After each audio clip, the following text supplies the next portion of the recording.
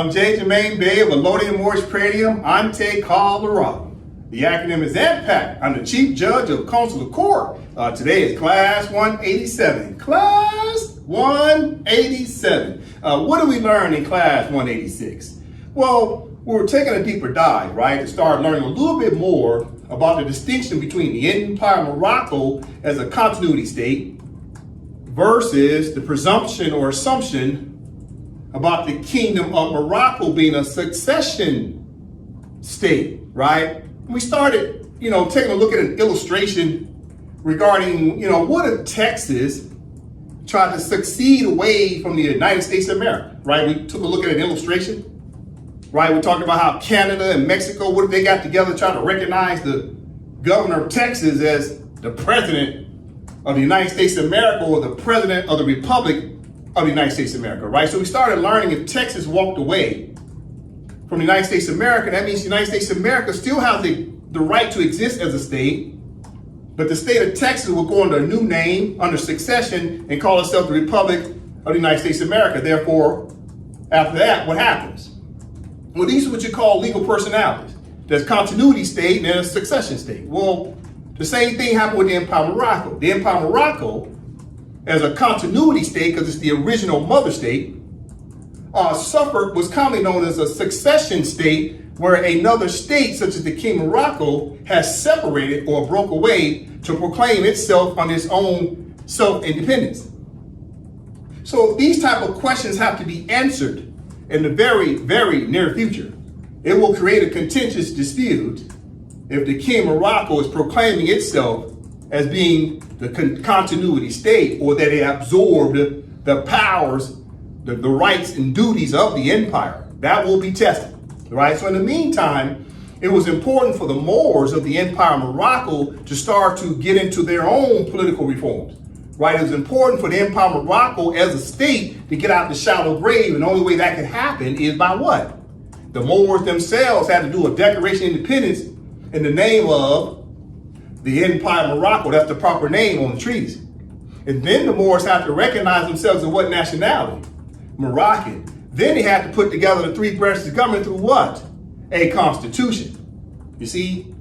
So now that we have an effective government, because we have three branches of government, we have the executive branch, legislative branch, judicial branch. In addition to that, we reinstated what's commonly known as the consular court. And who's the only people that can sit in consular court? Is Moroccan Moorish judges. That's it.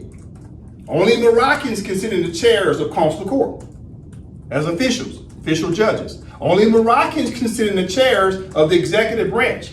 Only Moroccans can sit in the chairs of the legislative branch. Only Moroccans can sit in the chairs of the Supreme Court, which is your national court versus consular court, because consular court is technically like a regional court, sometimes referred to as a national court because it's an attachment to the Empire of Morocco, but the reality is it's really a regional court that can now bring in other countries into that court under subject matter jurisdiction. So we reinstated all of that in the year 2024, right? What else did we learn in Class 186? Well, we started learning that in 1996, the Kingdom of Morocco started to amend its constitution. And it started recognizing the indigenous people, the Arabs, who were settlers, started recognizing the true indigenous people that call themselves the Amazigh people or Amazigh people, which is a tribal name. They started recognizing those people, the tribes, as what? Moroccan nationals after 1996. But it sure is funny that back in the year, what? 1958 and 1959, that the United States of America was trying to coerce Muhammad V to say that Moroccan nationality was obsolete regarding the Treaty of Madrid, Article 15. And the Treaty of Madrid, Article 15 of 1880 said that what? Any subject of Morocco that's been what? Naturalized in a foreign country shall return to Morocco and choose between the entire submission to the laws of the Empire of Morocco. That way they can get what? Their Moroccan nationality back, right? To repatriate, to be recognized as Moroccans by what? The Moroccan government. So even though the 1880 treaty gave Moors a treaty right to repatriate, the United States turned around and tried to coerce Muhammad V to say that the Moorish subjects under Article 15 of the Treaty of Madrid did not have a right to their Moroccan nationality. But lo and behold, from 1958 and 1959, you fast forward to 1996, all of a sudden the King of Morocco is recognizing the Amazigh people, who are technically Moors. They call them Berbers. They're recognizing them as having Moroccan nationality under the Constitution of the Kingdom of Morocco.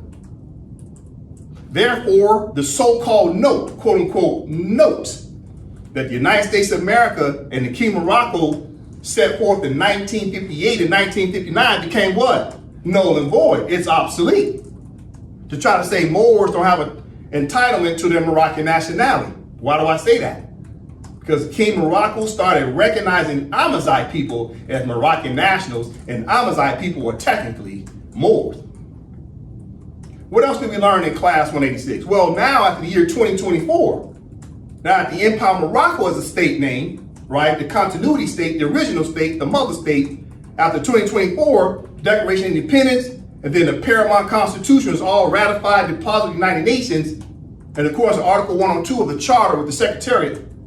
Now the Empire of Morocco's government also started recognizing Moorish subjects as what? Nationality.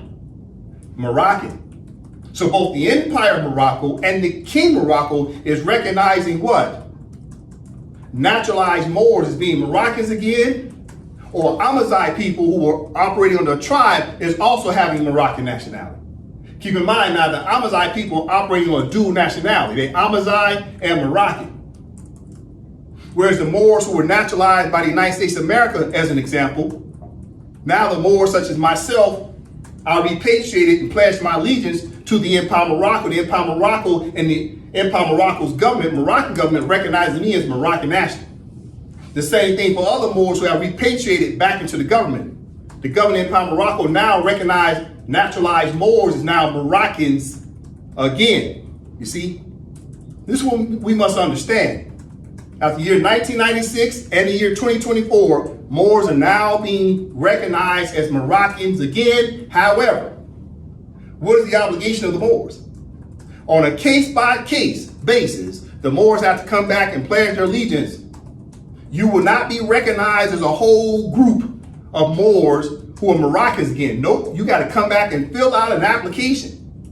You have to choose between the entire submission to the laws of the empire. You have to fill out an application. That application has to be received, reviewed, and approved. One application at a time. Each individual naturalized Moor that's coming on as an American citizen, as an example. Naturalized American citizen because you are descendants of naturalized Moors. You got to come back one at a time and fill out an application. There's no broad ink pen that says all the naturalized Moors are now Moroccans again. No, it doesn't work like that. Because the Treaty of Madrid in its preamble said the Treaty of Madrid is on a uniform fixed basis. It's fixed on a uniform basis. It was fixed. That's why it starts off in Article 15 by saying any subject of Morocco. It didn't say any groups. It didn't say any tribes. It didn't say any clans. It says any subject of Morocco. Subject is a word singular. It's not plural. Therefore, each individual Moor has to come back and pledge their allegiance. There will be no full blanketed recognition of Moors by the thousands at one time being recognized as Moroccans again. That's not going to happen. We must follow the treaty language. Treaty supreme law of the land. You must come back one at a time. That must be understood, all right? So let's go ahead and get to the classes. The Moors know. Always open up the Constitution. The Constitution is paramount, right? This is just the cover page of the Constitution for the Empire of Morocco. This has 106 articles, okay? Let's move on. The Moors have to pledge their allegiance to the Constitution of the Empire of Morocco. Constitution represents our political mother, which is the Empire of Morocco. All right, so as the Moors know, last class we get deeper and deeper to make these distinctions between the Empire of Morocco and the King of Morocco, right? So in the last class, we talked about the two distinct legal personalities regarding what? Over here to the left, about the Empire of Morocco, over here to the right, got the King of Morocco. So what does it say right here? It says, in the ancient empire of Morocco, a continuity state per international law, right? Let's read again. Is the ancient empire of Morocco a continuity state per international law, right? So here's the flag of the empire of Morocco, and here's the Sultan, Kendon Bey, who was elected as Sultan on November 10th, 2025, and took his office. He swore an oath to the Constitution and his office of Sultan is a 7-year office on November 11th, 2025. All right, so over here on the right, what does it say? It says, is the contemporary King of Morocco a succession state for international law? So there's a flag for the King of Morocco that recognizes anyone in this flag as Moroccan. We talked about that in class 186. Right? If you haven't been recognized by King of Morocco as a citizen of the King of Morocco, then this is not your flag. This flag is for Moroccans of the Kingdom of Morocco. And here's the head of state, Mohammed VI. Okay. Now, today, I'm going to do a slight change of pace because of current political things that's going on within the jurisdiction of the United States of America and the several union states. Today, I'm going to talk about what happened with the Supreme Court justices ruling to pretty much silence the 1965 Voting Rights Section 2, right? It's become moot, M-O-O-T, pretty much set aside, because it's very difficult to try to enforce it now. So therefore, it's not necessarily in full force and effect. Well, what's not? The Voting Rights Act of 1965, Section 2. We're going to talk about that today because today being March 30th, 2026, the decision came out basically on the 29th. I've been watching a lot in the news. Black America, right? Let's use common language here so I can communicate with the people that call themselves black. Black people are very hurt right now. So today I want to dedicate this class to Black America. Keeping in mind, Black America, your true nationality is Moroccans. You were adopted to be called Americans after year 1856 and 1857, after the Dred Scott case. Then there was a civil war. And after the Civil War, the United States of America decided to make all of the Moorish subjects that they commonly refer to as freedmen or the free men. Keep in mind, freedmen and free men does not tell you the nationality or the identity of the person. That's just a generic word, freed men or free men. Why didn't they just say Moors? So in the year 1868, the 14th Amendment comes out and it naturalizes the Moors. It gives them American citizenship, especially with the 1870 Act of Congress to now recognize descendants of Africans as being citizens of the United States. But they say descendants of Africans, but the reality is the treaties don't call you African. The treaties call you what? Moorish subject. You see, the United States does not like to call our people by their proper name in the treaties because they're trying to take you out of the treaty language by calling your name that's not in the treaty. And we fall for it every time. The Treaty of Peace and Friendship, 1836, and the Treaty of Madrid, 1880, refers to you as a Moorish subject, i.e. a Moor. It never calls you African. It doesn't call you African American. So getting back to point. The Black Americans, which are Black Moors, we'll talk about that today, the Black Moors, they're very hurt. They're quote unquote mourning. But they don't understand what's coming on is from dusk to dawn. From dusk to dawn, out of the dawn, right? A new day is coming around. You have to mourn and let go. The Civil Rights Act, the Voting Rights Act, let it go. Because it's been finalized by the Supreme Court. You cannot cry over spilled milk. Today I'm going to break it down to show you why the Supreme Court in the United States is acting so erratic.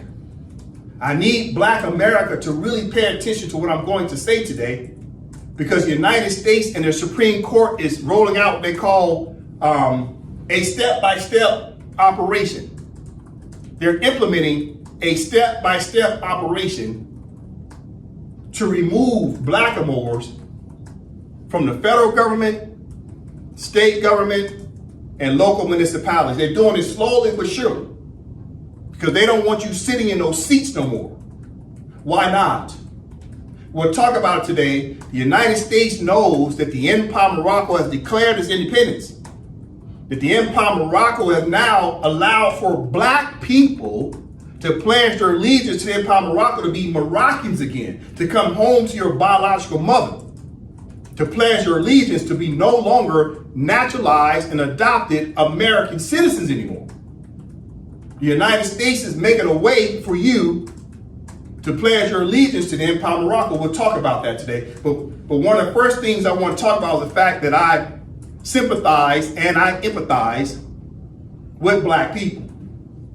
And the reason why I do that is because I too used to be Black. I know how it feels to lose based upon some court hearing or some type of law that's passed, all because we didn't know no better. I didn't know that I was not Black. Black is a nom de guerre, it's an adjective, it's not a noun. We're not Black people, we're Moors. And I didn't know that for years, so I know how it feels when you think you've lost to the quote unquote white man. So let's talk about that today. I gotta bring Black people up, I gotta increase your level of degrees, because you have misconceptions. Your philosophies are absolutely off base. Unfortunately, you're being deceived by your own leaders in your community.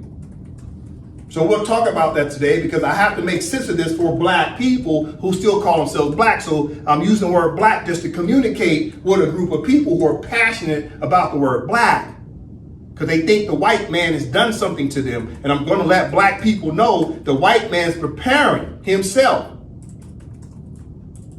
to make sure that blackamoors go back to being Moroccans again. All right, so let's get into the class. Now, what I have on the screen is the quote unquote Congress of the United States and the Black Caucus. Listen to my words, the Black Caucus of Congress. Now, before I play this video of them explaining their regrets and disappointments, let me remind everyone of something, especially the so-called Black Caucus members. Okay, this is what you call online etymology dictionary. We've been through this before, and all the people of the Black Caucus should already know the definition of the word Negro. You type in the word Negro, what do you get? Okay, let's check it out. Okay, this is a quick overview, but we have to remind ourselves, who are Negroes? Because this used to be your name back in the 60s. Before everybody was called Black, they were called color and Negro. The word Black is a brand new word they've been using since the 60s. So the word Negro, who are the Negroes? Okay, you come down, the Negroes now since the 60s, right? See that? 60s. Now they start using the word Black. So the word Black is a new word that's being used in your everyday vernacular. Before that, it was Negro and color. So the Negroes are who? The new Blacks. Now listen, but then you scroll down and it says what? Who are the Blacks? Who are the Negroes and Blacks? Okay, check it out. This is in the dictionary. Okay, so the Blacks are actually what? The Blackamoors. So the Blacks are what? Moors. You see that? This is the dictionary. So Blacks are Moors.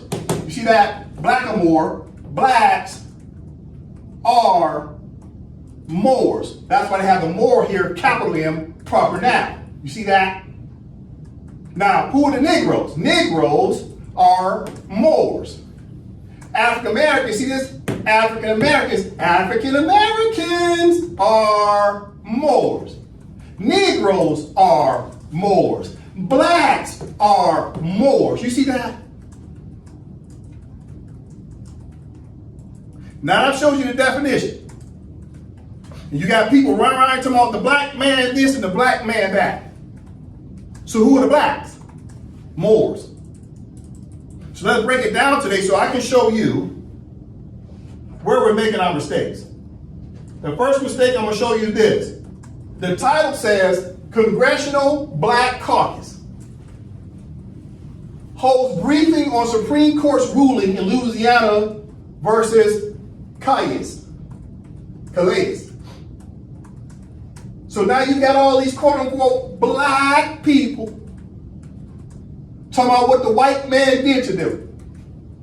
But I just showed you the definition of black means Moors, but they're playing this what you call a crayon game.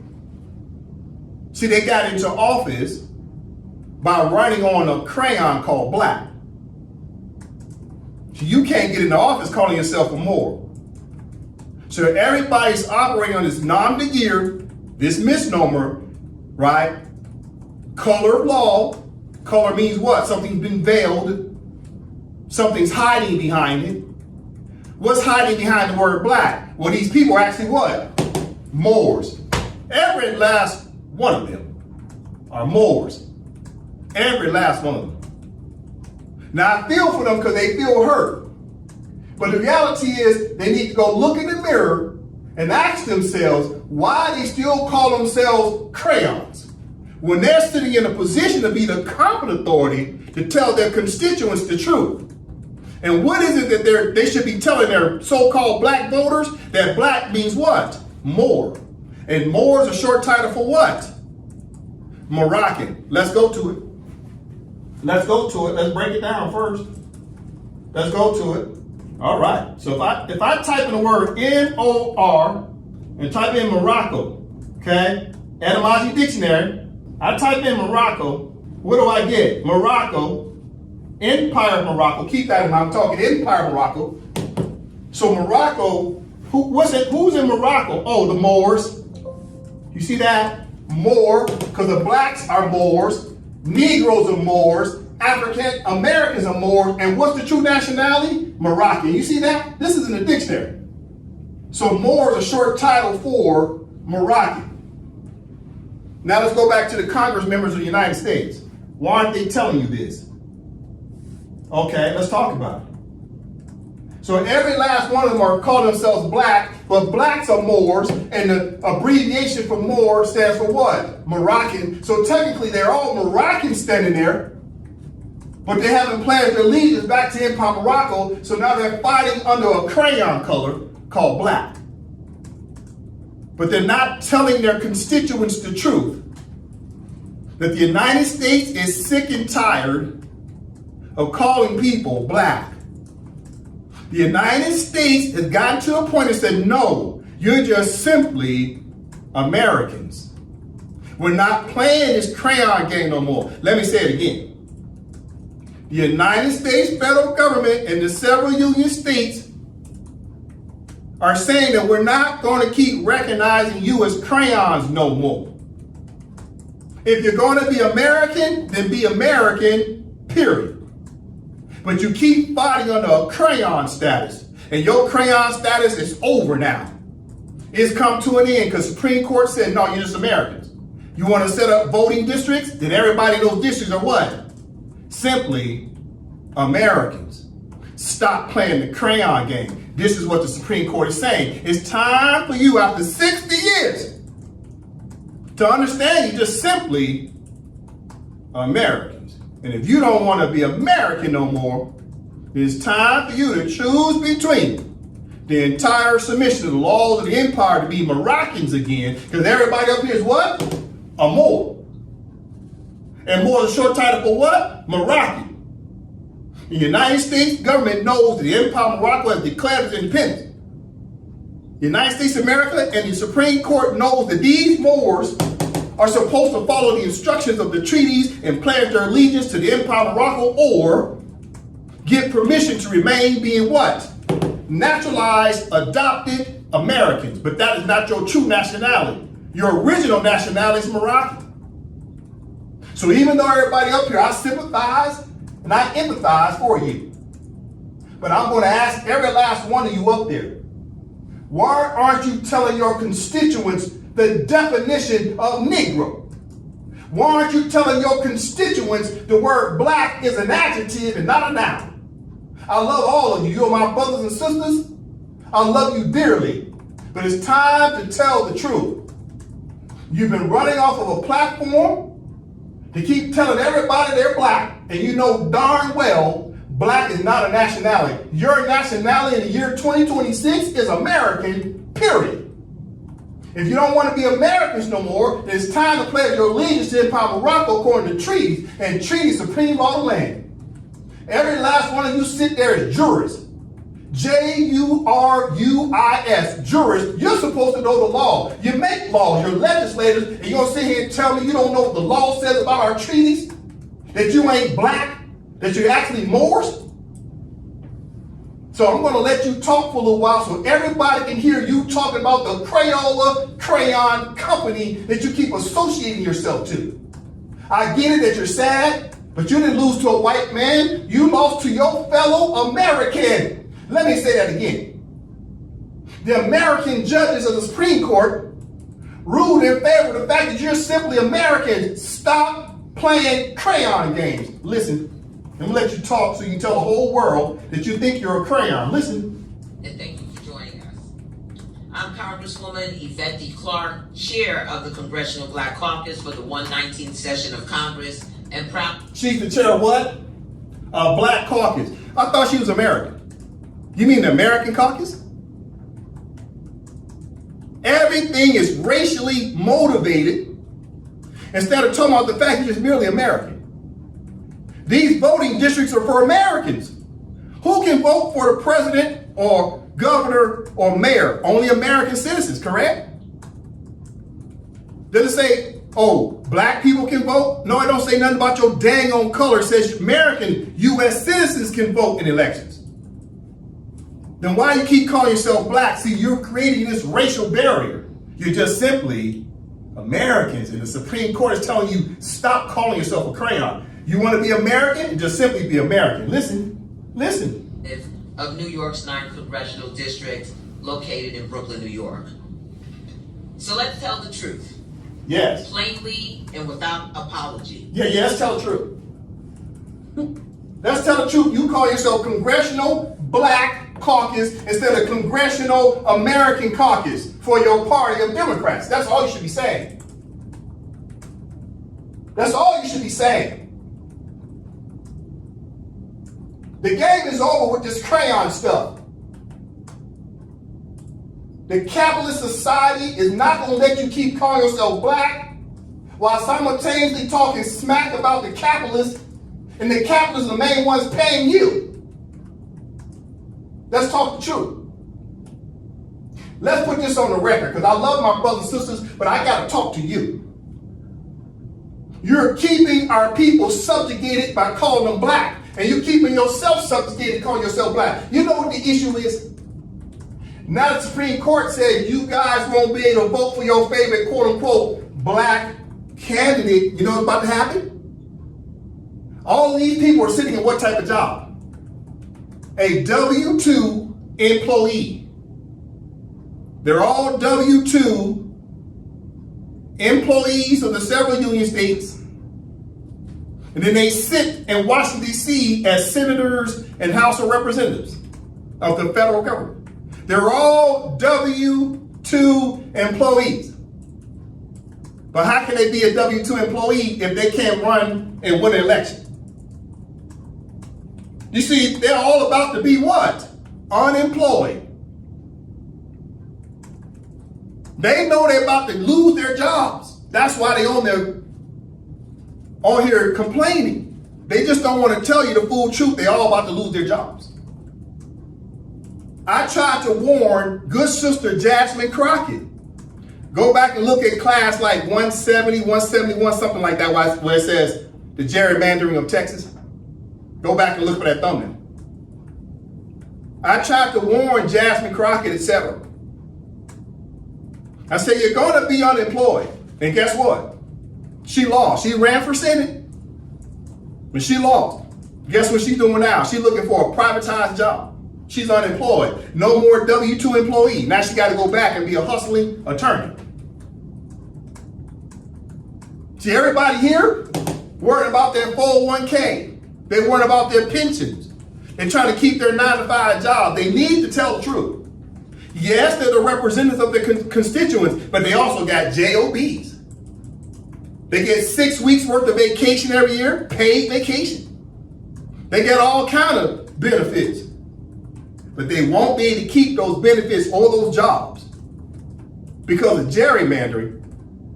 When the maps change, they might not even be a candidate, much less elected. You see what I'm saying? Listen, you got to see what's happening here. They worry about their jobs.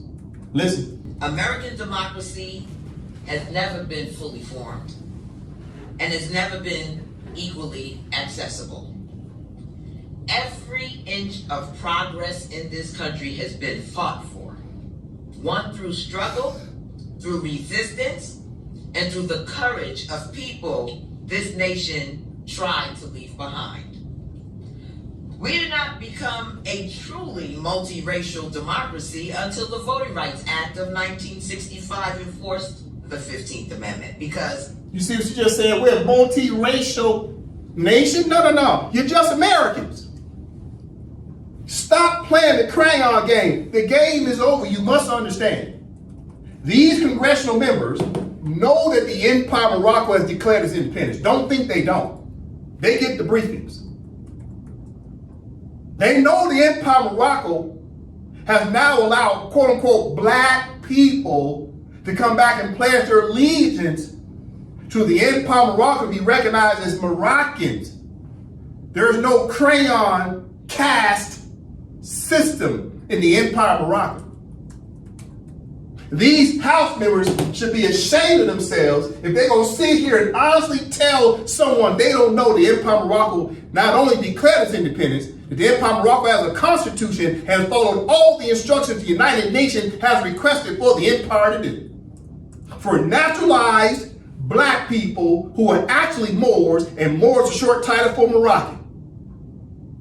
But our people got adopted. Dred Scott's family are Moors. And Dred Scott's family were naturalized to be called American citizens. The Supreme Court did not want to recognize Dred Scott's family of Moors as Americans, because Moors are Moroccans. But now you fast forward, 1868, the Moors became Americans anyway under naturalization. And when they became Americans, then they were classified on the caste system of being black. Or should I say colored and Negro first, then black in the 60s. These House members know their responsibility is to be recognized as a Moor again. But they can't make no money off that, can they? They're too busy selling packages. They're too busy getting donations. They're too busy raising funds. They're too busy worried about their $2,000 and $5,000 semi-custom made suits. They're too busy worried about what neighborhood they live in and how many square footage they got and how well is their stocks doing. They don't tell their constituents the truth. They're not black, they're Moors. And B, that they all have an obligation, according to treaties, to pledge their allegiance. We'll talk about the treaties today. Since they're legislators, they should know the law. Listen. Americans demanded the right to be seen, heard, and counted. That progress was paid for in blood, in sacrifice, and in unbreakable resolve. And now, 60 years later, we are watching that progress be ripped away. With its decision in Louisiana v. Calais, Why is it being ripped away by the Supreme Court? Let me let her just say it. Listen. The Supreme Court has opened the door to a coordinated attack on black voters across this country. Pause right there. She said the Supreme Court is attacking black people. No, you're not black. You're Americans. This is the problem. You're not crayons. The United States knows they have to start preparing to put these blackamoors out of office. We'll talk about that. Matter of fact, let's take it to the board. The United States Supreme Court of 2026 decision to obstruct Section 2 of the 1965 Voting Rights Act is designed to cause adopted Moorish subjects and proteges certain hardships, which then forces blackamoors to choose between the entire submission to the laws of the Empire of Morocco's constitution as Moroccans, or become third-class American citizens without black representation. Let's read it again. The United States Supreme Court of 2026 decision to obstruct Section 2 of the 1965 Voting Rights Act is designed to cause adopted Moorish subjects and proteges certain hardships, which then forces blackamoors to choose between the entire submission to the laws of the Empire of Morocco's constitution as Moroccans, or become third-class American citizens without black representation. Because you can't have no black representation if they're not even candidates. Therefore, you can't have no job being a representative. No more W-2 employee status. No more pensions for you. No more kickbacks from your 501c3s. It's coming to an end because you keep calling yourself black. And they stripping that out. Now they say, nope, you're just Americans, and if you want to remain Americans, you're going to be third class. You don't even realize what the Supreme Court did for you. They're doing you a favor by forcing you to choose.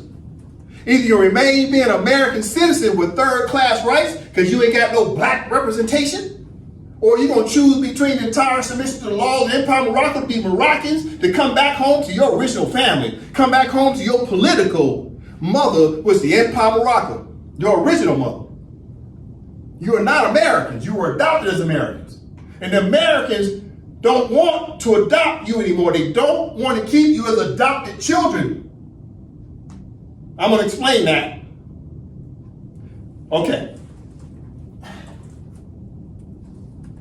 I'm going to turn this board around because I got to get into what? The psychology and philosophy of the Moors. You got to understand this is a mental thing we're struggling with as people. I have to show you what's going on. Now I'm going to turn this board around, okay? Just a moment. Okay, so now I turn the board around. It reads as follows. What's the biggest threat to United States national security which protects the capitalist white supremacy regime? Let me read it again.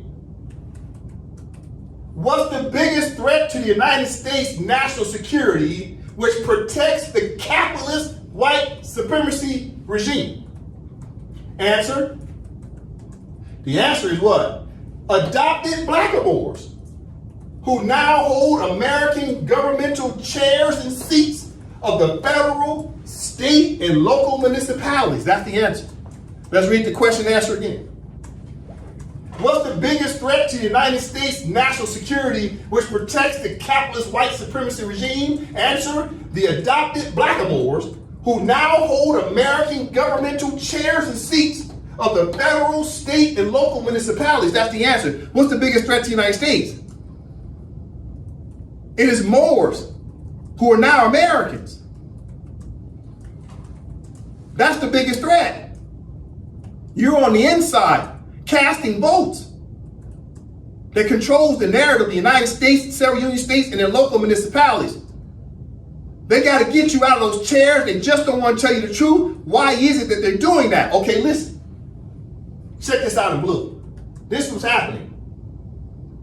Hypothetical is Operation Avoid Being Flanked. This the United States and the Supreme Court is doing. They're running this operation right here. Listen to me. They're running Operation Avoid Being Flanked. What do I mean they're being flanked? Okay, look down here. I got what? 1, 2, 3 boxes, right? 3 columns. I've gone over this before. Let me give you a refresher. What's happening? In box number 1, box number 2, Box number 3. Okay, box number 1, what's happening here?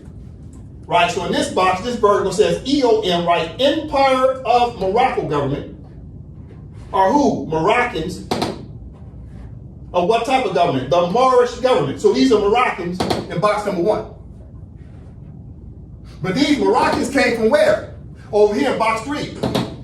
The black United States of America. So black United States of America, which are who? Naturalized Americans. Black people are naturalized Americans. And black people now starting to sit in the seats of state government. You see that? So when you sit in the chair as a House of Representative or Senator, now you're the mayor, chief of police, you hold all these offices, both federal, state, and local. But when you wake up one day and realize you're a Moor, you know what you do? Now you're going to pledge your allegiance to the Empire of Morocco. So everybody that was over here, such as myself, I pledged my allegiance to the Empire of Morocco to become Moroccan again. But guess what's happening? 99.9% of the Moors are still over here in box number 3, still thinking they're Americans. And they sit in powerful chairs because they have authority through their offices and seats. So what's happening? The United States is concerned. They're being flanked. You got Moroccans on the left, and you got black Americans on the right. And look who's in the middle. I've gone on before. Listen, you got white United States of America, right, which are the Americans, and they're running the United States government, the whites. But they're also competing with who? The black Americans, who are naturalized Americans because they were adopted after 1868. And they're sitting in state chairs and seats. So what's happening is, as the Empire of Morocco starts to decolonize, it puts pressure on the United States of America and the white capitalists. And the white capitalists and the white supremacists, they don't want to dealing with American blacks too. It's bad enough they got to watch their front. Their front, they need to be looking this direction towards the Empire of Morocco, negotiating decolonization reform. The last thing they want to do is be watching their six, because black people are over here as Americans sitting in office. And the white man, they call himself white, he's just simply American. He ain't white, he's just American.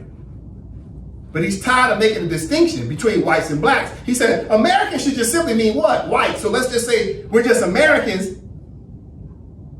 That way we ain't got to worry about these blacks no more, because we're going to get rid of them, because we don't want to keep them as adopted children no more, especially now they sit in powerful offices. So the capitalist regime of Americans and the white supremacist Americans, they want these blackamoors out of office. They don't want to compete with you, because they're going to get crushed in the middle. They get flanked. You see that? Moroccans and black Americans are squeezing this white man. He don't like it. He don't want to be watching his six, because you got blacks doing deals with Moroccans. You see that? So it's what? Operation Avoid Being Flanked. So they're trying to get ahead of it. They're trying to get these people out of office. Let me read the question and answer again. What's the biggest threat to the United States national security which protects the capitalist white supremacy regime? Well, the answer is the adopted blackamoors who now hold American governmental chairs and seats of the federal, state, and local municipalities. You're the biggest threat because you're over here. Now the white American has to watch his six, which means he got to keep looking behind himself, trying to see what these black people are trying to do in terms of working out deals with who? The Moors over here, who look just like them. These people prima facie, Negroid face, and these people prima facie, Negroid face. At some point, they're going to be working together. That's not fair to this man that calls himself the white American. So you know what needs to happen? The Supreme Court said, you know what? How do we deal with this without telling these black Americans the truth? You know what we do? This is what they do. Watch this. I'm going to turn the board around. Watch. So you know what they're doing? Watch. This is what they're doing. I'm trying to make sense of this for you so you can stop crying. Stop crying and learn the law. Learn your responsibilities. Be an adult. Be the competent authority. Now watch. The United States Supreme Court of 2026 decision is to obstruct Section 2 of the 1965 Voting Rights Act, which is designed to cause adopted Moorish subjects and proteges certain hardships, which then forces black Moors to choose between the entire submission to the laws of the Empire of Morocco's constitution as Moroccans, or become third-class American citizens without black representation. You ain't even 3/5 person no more. You won't even be 3/5. That's Jim Crow. You're going down to 1/5. Because you know who's taking your place? The Latinos. The Latinos and Latinas are becoming the new black. They're moving up and pushing black Moors down. Latinos are moving up. Black Moors are being pushed down to the 3rd place. Don't get me wrong, the white citizens of the United States, they're going to play the Latinos too. But they're stalled, denying, defend. They're ready to get Latinos 2nd-class status and now give blacks 3rd-class status. But they're going to run the same game with the Latinos too. Latinos will get sick of it. Give them about 20, 30 years, and they're going to see they've been played too. But right now, the Latinos taking the payoff because they holding off. And pretty soon, they're going to be standing there talking about us brown people been cheated. Yeah, it's going to be the Brown Caucus. Yeah, it's going to say Congressional Brown Caucus one day, and they're going to be screaming and hollering too, talking about they cheated us. No, you know what? All y'all did is trading places, because now y'all getting the kickbacks. Talking about Latinos and Latinas. Y'all get cheated too, because y'all 2nd-class citizens, and the blacks are being pushed down to 3rd class. But the reality is this. What's happening? Listen. I'm talking to you, so-called Congressional Black Caucus that won't exist in the near future. I'm talking to you. I'm asking you, Black Caucus members of Congress, have you read the 1963 Martin Luther King letter that he wrote to the white clergyman? Huh? Why don't I ever see Congress read Martin Luther King Jr.'s August 1963 letter out loud? You know why they don't read it out loud? Because Martin Luther King started talking about what? Watch this. What he started talking about? Let's go down. Watch this. This is what Martin Luther King started talking about what? Political independence. Isn't that correct? This is why nobody in the Black Caucus want to read this out loud. Okay, Brother Dre from the top. We know through painful experience that freedom is never voluntarily given by the oppressor. It must be demanded by the oppressed. Frankly, I have never yet engaged in a direct action movement that was well timed according to the timetable of those who have not suffered unduly from the disease of segregation. For years now, I have heard the word wait. It rings in the ear of almost every Negro with a piercing familiarity. This wait has almost always meant never. It has been a tranquilizing thalidomide, relieving the emotional stress for a moment, only to give birth to an ill-formed infant of frustration. We must come to see with the distinguished jurists of yesterday that justice too long delayed is justice denied. We have waited for more than 340 years for our God-given and constitutional rights. The nations of Asia and Africa are moving with jet-like speed toward the goal of political independence, and we will still creep at horse and buggy pace toward the gaining of a cup of coffee at a lunch counter. Pause. Pick it up right here again, Brother Dre. The nations of Asia and Africa are moving with jet-like speed toward the goal of political independence, and we still creep at horse and buggy pace toward the gaining of a cup of coffee at a lunch counter. So Martin Luther King was talking about what? Political independence, not dependence. The Voting Rights Act is what? An act of what? Integration of dependence. Dependence. independence.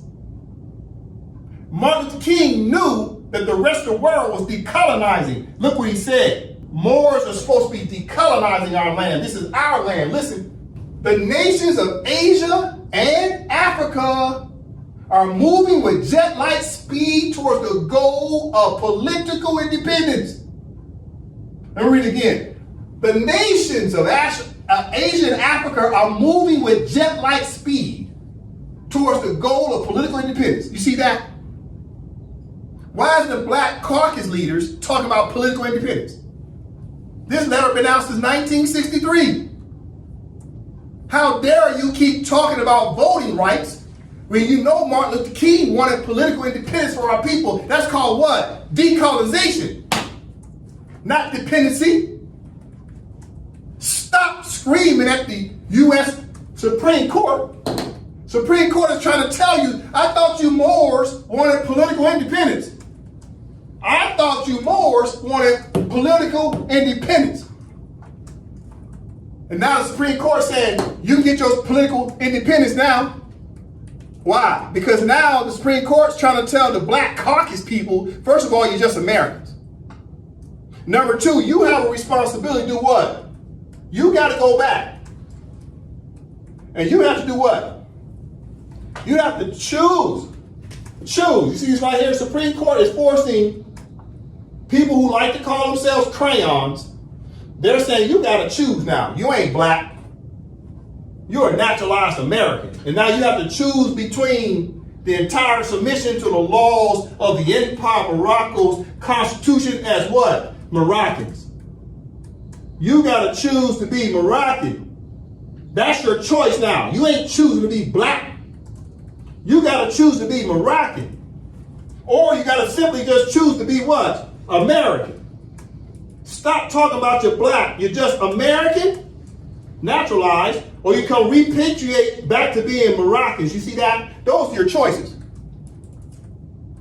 But if you remain as American, they're already telling you you're going to be what? Third class, because you ain't even going to have no representatives. They're trying to force you to choose without telling you to choose. They're creating what? What's commonly known as what? Hardships. They just don't want to tell you the truth why they're doing this to you. They're creating hardships. And the hardship is going to make you do what? It's going to force you to choose. You see that?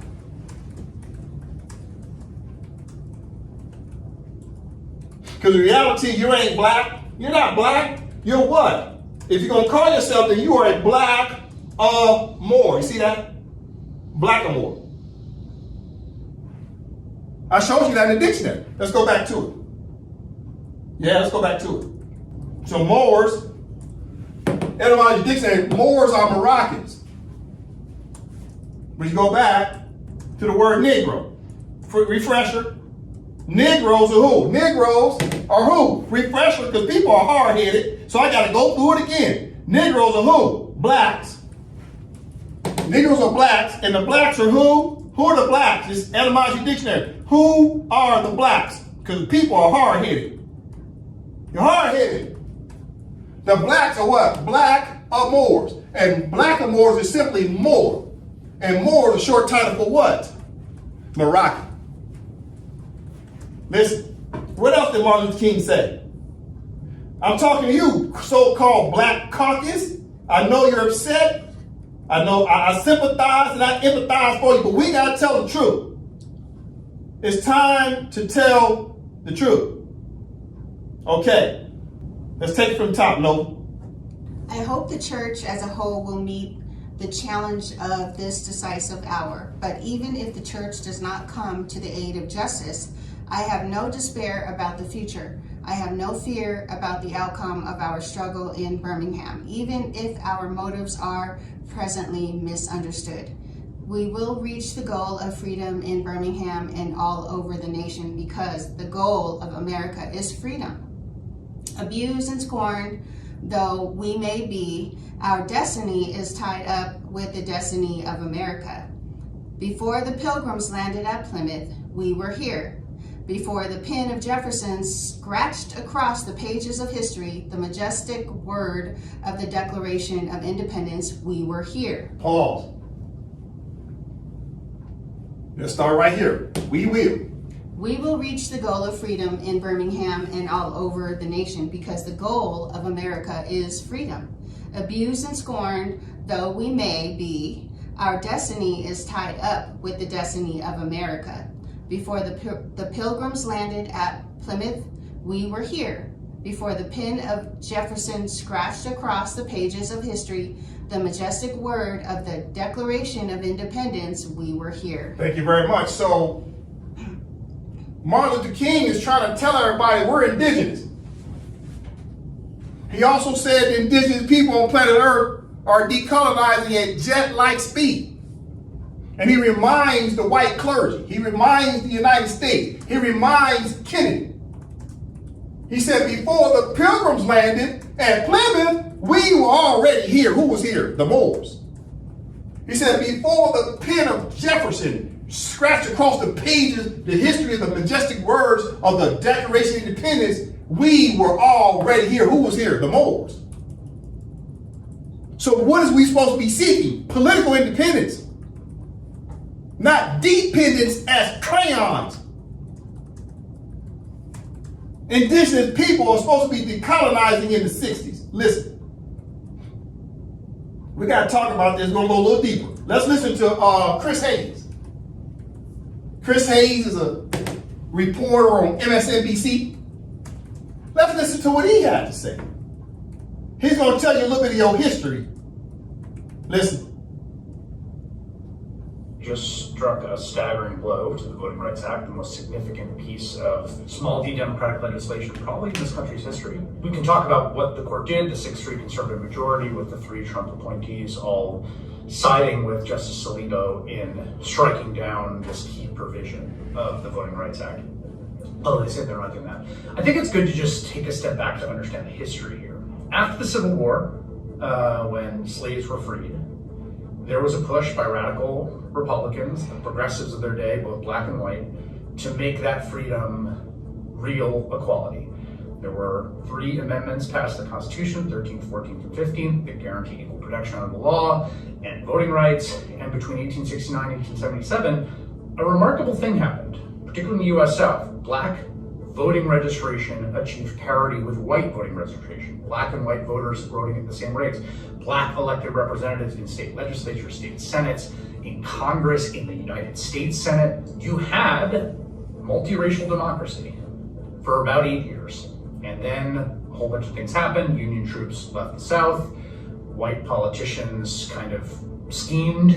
And there was a wave of white supremacist violence from the KKK that basically rolled back all those gains. What's crucial to understand is that the U.S. Supreme Court, the white U.S. Supreme Court, that essentially sided with the white supremacists of the South and facilitated the rolling back of what was multiracial democracy in the South, leading to the Jim Crow era. By the 1910s and 20s, there's basically no registered black voters in the South. There's no black elected representatives, more or less. It is now one-party white supremacist rule, and that is thanks to the U.S. Supreme Court that gutted the provisions of the U.S. Constitution that hundreds of thousands of Union troops had fought and died to put into the U.S. Constitution. It was not until 1965, the Voting Rights Act, that true multiracial democracy returns to the U.S. Again, it was a return, and it took 90 years, more or less, to get it back. And then over the last 60 years, with the Voting Rights Act in place, we have seen black and white voter turnout and registration reaching parity, an unprecedented boom of black elected representatives, particularly true in the South, where the majority of black African Americans still live. And now, the Supreme Court is basically doing the same thing they did in the late 19th century, in that ignominious period of Plessy v. Ferguson and other decisions, in which they essentially rubber-stamped white supremacy. That is what they run the risk of doing today. And if there's any hope in the story, and it's a tough day, the hope in the story is the court did this once before.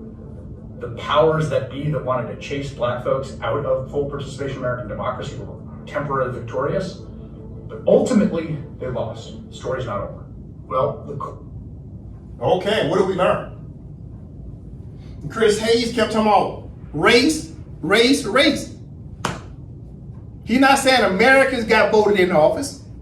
He keeps talking about black and white people. This is the problem, this crayon BS. The Supreme Court is sick of it. The United States is sick of it. They don't want to play the crayon game no more. They don't want Americans that are adopted Moors sitting in the chairs of government. This ain't a crayon thing. This is about Moors. They don't want Moors sitting in the government. Moors, it's time for Moors to go home and pledge their allegiance to the Empire of Morocco. And Chris Hayes is calling people black and African Americans, but he just simply should be saying Americans have a right to now hold office. But the reason why he's making a distinction of black and white, because these blacks are actually what? Who are these blacks? Black Moors. The Moors are sitting in office. And these Moors gotta have the nationality of American. Well, these Moors are supposed to have the nationality of what? Moroccans. You see that right there? M-O-R. M-O-R. M-O-R. Moroccans. So Chris Hayes, he sounds like a good brother. But watch this, Chris Hayes. Here's your responsibility while you're on MSNBC. I'm talking to you, Chris Hayes. I want you to go look up the right of protection in Morocco, the Madrid Convention of July 3rd, 1880. That's your responsibility, Chris Hayes, since you have a platform where you can speak to millions of people. What happened, Chris Hayes? The Moors were naturalized in this treaty, the Sultan of the Empire of Morocco. You see right here, Chris Hayes? You see this right here? Moroccan nationality became obsolete, Chris Hayes. Moroccan nationality became obsolete to who? The Moors. The Moors, Chris Hayes. So you go down to Article 15, Chris Hayes. This is what it says, Chris Hayes. If you want to help, then help. People are not crayons, Chris Hayes. You are not white, sir. You're American. And we are not black, sir. We are Moors. And this is what happened, Mr. Hayes. Okay, Nova from the top. Right of protection in Morocco, July 3rd of 1880, Article 15.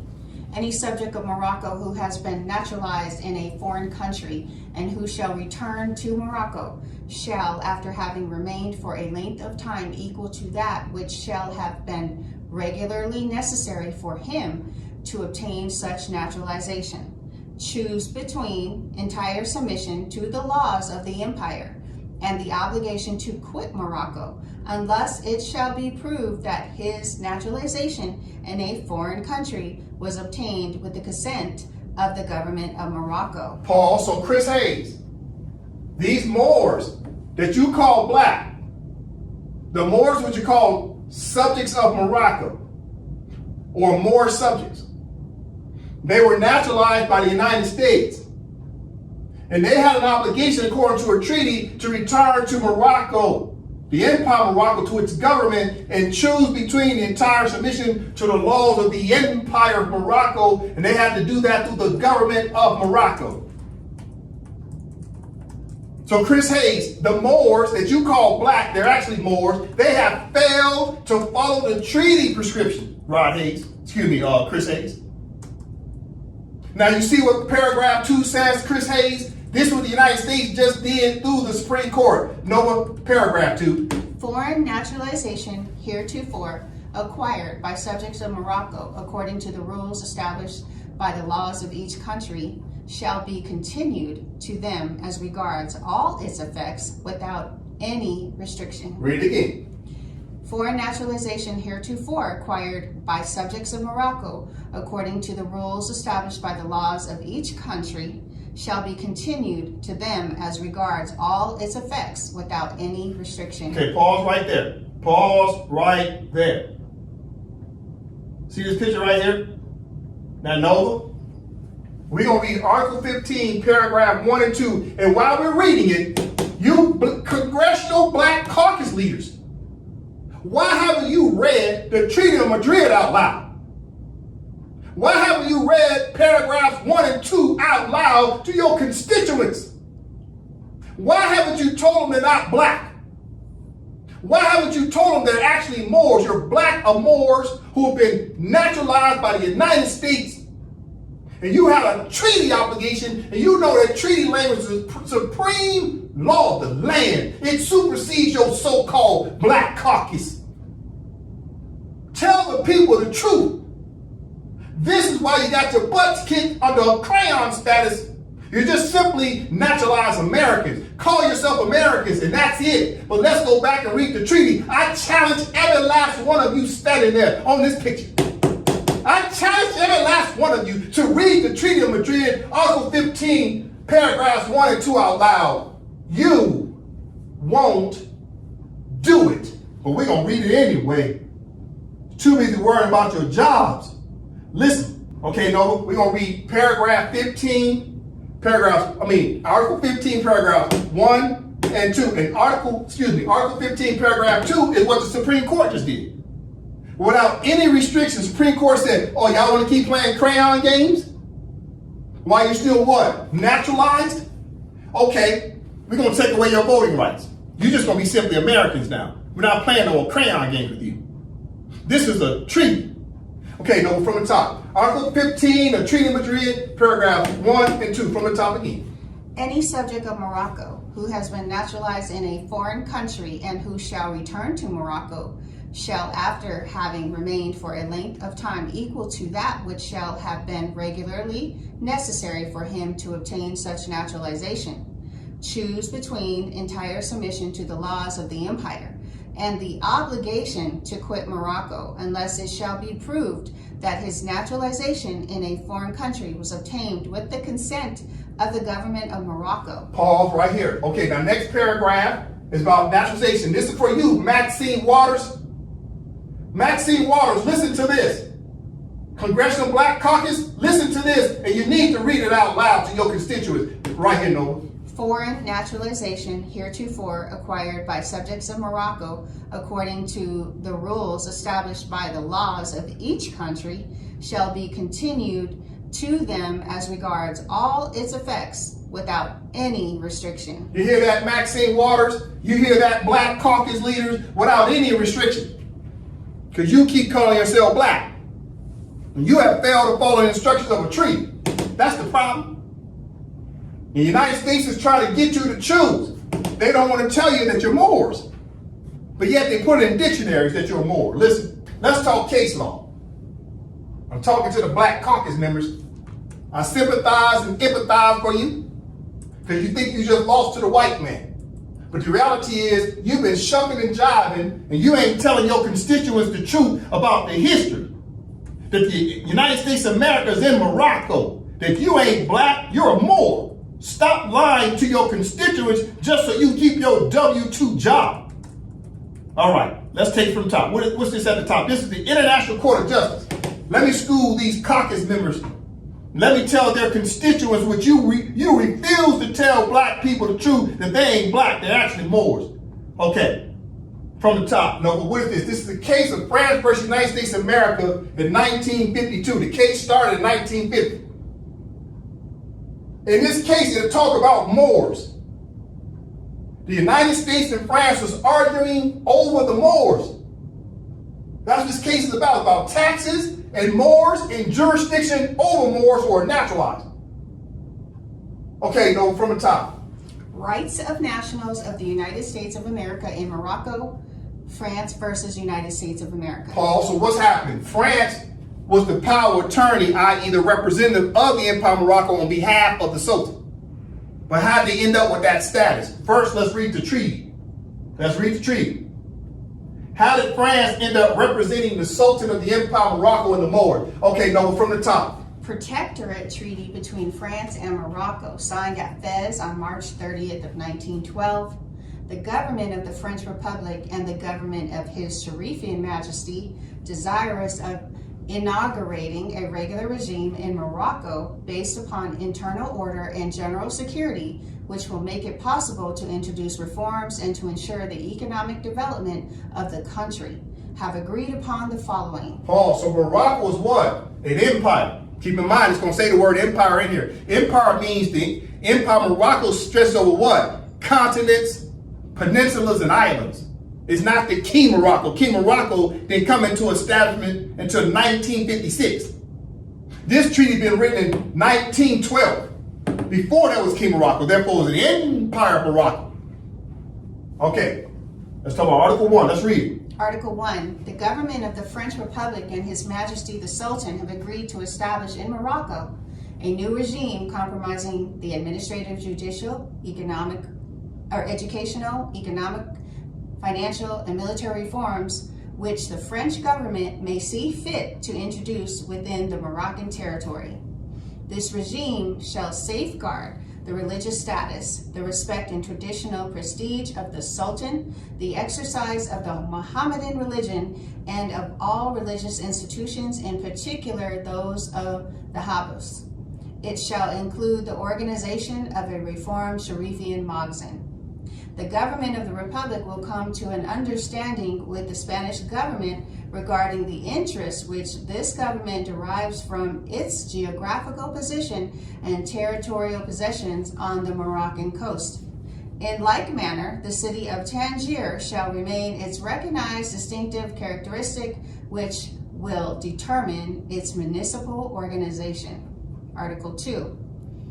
His Majesty the Sultan agrees that henceforth the French government, subject to prior notification to the Moghzin, may proceed to such military occupation of the Moroccan territory as it may deem necessary for the maintenance of good order and security of commercial transactions, and may exercise every police supervision on land and within the Moroccan waters.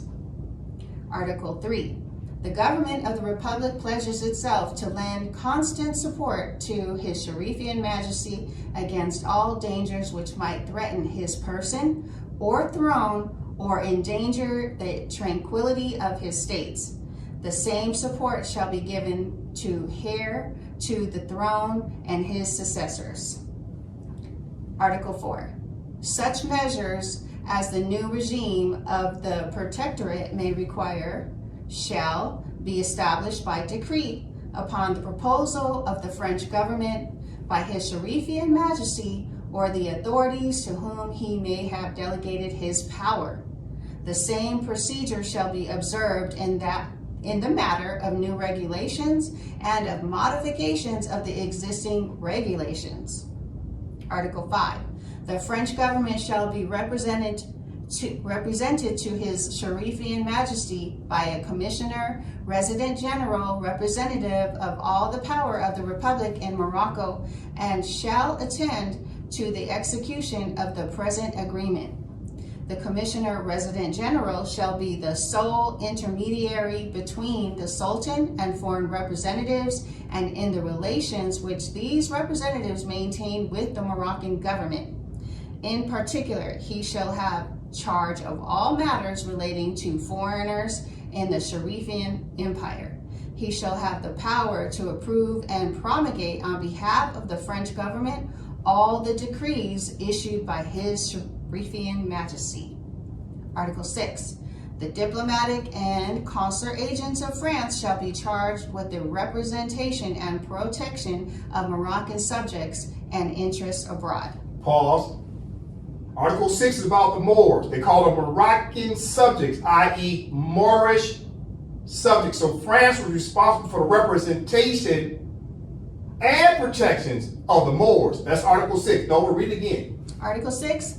The diplomatic and consular agents of France shall be charged with the representation and protection of Moroccan subjects and interests abroad. His Majesty the Sultan pledges himself not to conclude any act of an international nature without the previous approval of the French Republic. Article 7. The government of the French Republic and the government of His Sharifian Majesty reserve unto themselves the right to determine by mutual agreement the basis of a financial reorganization which, while representing the rights conferred upon bondholders of the Moroccan public loans, shall make it possible to guarantee the commitments of the Sharifian treasury and to collect regularly the revenues of the empire. So in collecting taxes, France was responsible for helping the Moors to do what? Read right here. And to collect regularly the revenues of the empire. The revenues of what? The empire. The revenues of what? The empire. Listen. Article 8. His Sharifian Majesty declares that in future he will refrain from contracting directly or indirectly any public or private loan and from granting in any form whatever any concession without the authorization of the French government. Paul, so the Sultan is given a lot of power to France. The Sultan giving full powers to France so France can act almost like they're the Sultan. For France to act like they're the Moorish government. France was representing both sides of the table. They were representing the Empire of Morocco with the Sultan and the Moors. At the same time, they were European Frenchmen. They had this duality thing going on. They were the most powerful country on planet Earth after the year 1912 up to 1956. They had the power of a European country and the power of the Empire of Morocco, which possessed the power of the Sultan and the Moorish government. That's power. That's called the Lord of the Rings. France became the Lord of the Rings. And the Sultan gave France that power. Listen, Article 9. Article 9. The present treaty shall be submitted to the government of the French Republic for ratification, and the instrument of the said ratification shall be handed without delay to His Majesty the Sultan, in faith whereof the undersigned have drawn up the present act and have affixed their seals thereto, Fez, March 30th, 1912, 11 Ribia, 1330. All right, so the Sultan gave France a lot of power. At the same time, France is supposed to be working side by side with the Moors. Side by side. Now, that can be proven right here. In Article 1, it says, in like manner, the city of Tangier shall retain its recognized distinctive characteristics, which will determine its municipal organization. Right? So the municipal organization, the Moors will be running a municipal organization. What is a municipal organization? That's like the HR department, the police department. The Moors supposed to be policing. Now watch.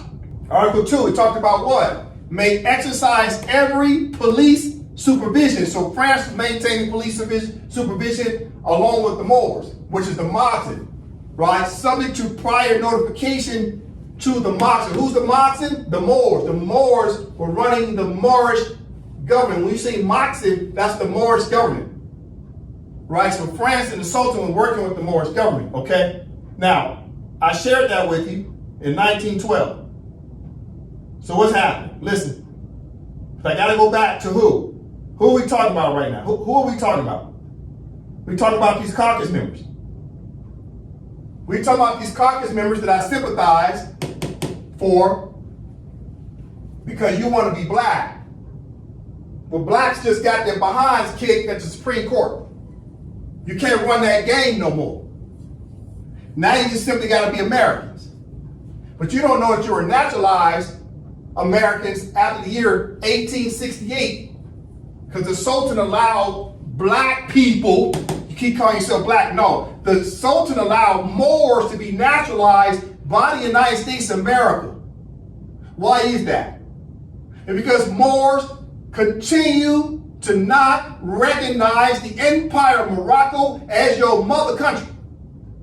And since you keep procrastinating and not recognizing your original mother, your political mother is the Empire of Morocco and not the United States of America.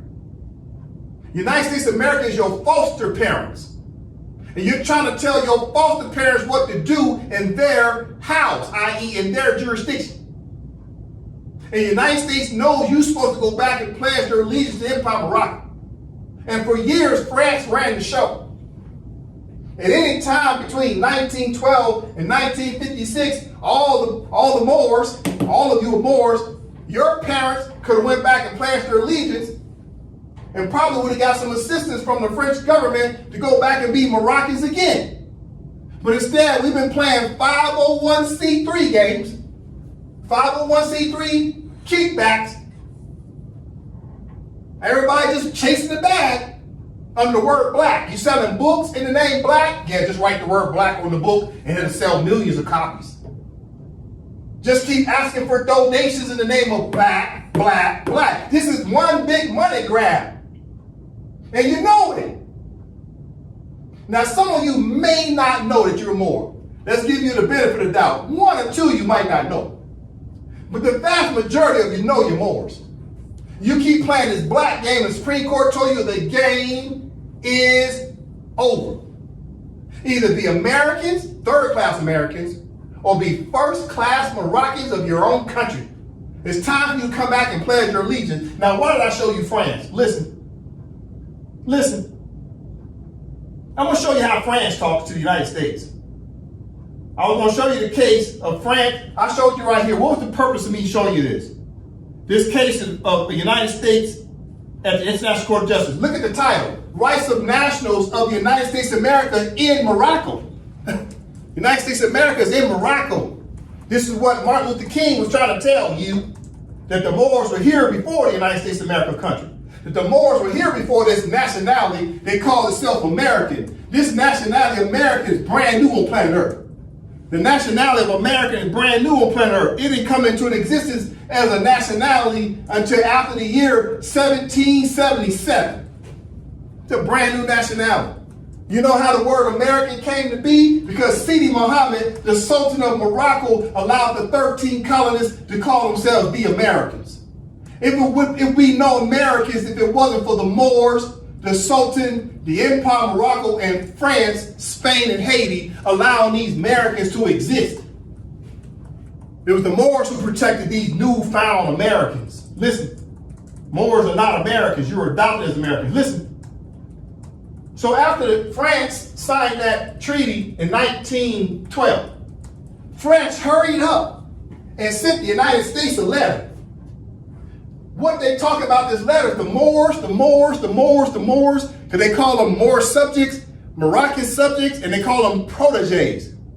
Why do they call the Moors proteges? Okay, now you gotta go back to the Treaty of Madrid, right? You gotta go back to the Treaty of Madrid. This is why they called you proteges. Go back to the top of the treaty. They call you protege because protege, right of protection in Morocco. So protege is French. Right of protection. So protege, who were they protecting? They were protecting the Moors, putting them on a naturalization status because the Moors had failed to pledge their allegiance to Empire of Morocco because the Moors playing tribal games and separatist games because they didn't want to recognize a centralized or decentralized government. The world was moving forward with statehood. The Moors still running around playing clan and tribal games. To this very day, they're still playing them stupid games. The Arabs and the Europeans are dominating Moors under the word state. So now the United States of America is like, yeah, get out the state. Go do your own statehood thing in your own dang own country of the Empire of Morocco. Go do statehood. Don't do statehood in the United States of America. Go do statehood in the Empire of Morocco. You've been learning government for 60 years. Ever since the voting rights, 1960, 60 years later, y'all sit in these offices. Who's sitting in offices? Hold up. Who is sitting in offices? Yeah, I'm talking about you. Who's sitting in offices now? The federal, state, and local municipalities. These Moors who were adopted since the 60s, now sitting in government. You know how to run government now, don't you? I'm looking at all of you, my beautiful brothers and sisters. Y'all know how to run government now, don't you? Don't you? Now it's time to come home and run the government of the Empire of Morocco. It's just that easy. The United States is trying to tell you, go run your own country. You don't want to listen. Why? Because you're too busy chasing the bag. That's why. You're worried about your jobs. Come home and help us to decolonize. Listen, let me show you how France was talking to the United States of America so that you Black Caucus members can go back and tell your constituents about this. I challenge all the Black Caucus members of the United States Congress to read this out loud to your constituents. Read it on the House floor. That's what you do. Next time you're in session, read this out loud. Okay, note from the top. What does it say? Morocco, French protectorate in Morocco. relinquishment of extraterritorial jurisdiction by certain foreign powers, attitude of the United States. The French ambassador to the Secretary of State. Okay, so France is now writing a letter to the Secretary of State. Okay, in what year? 1913. Okay, so right here, we'll say? Washington, January 8th, 1913. Okay, now this is France talking.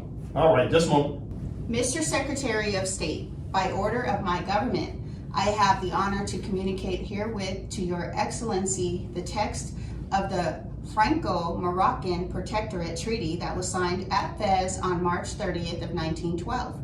The assurances Your Excellency was pleased to give me heretofore as to the establishment of the French Protectorate in Morocco led me to hope that the federal government will see no objection to giving its adhesion to that instrument. The French government would be glad to be so assured. Your Excellency will note that under Article 6 of the aforesaid treaty, in quotes, the diplomatic and consular officers of France will be in charge of the representation and protection of Moroccan subjects and interests abroad. So the first thing France was to talk about is what? The Moors. This is how they're opening up. They want to talk about the Moors because the Moors are the golden goose. Because by this time in 1913, the Moors have been naturalized since 1880's Treaty of Madrid. They have been naturalized since 1868, 14th Amendment.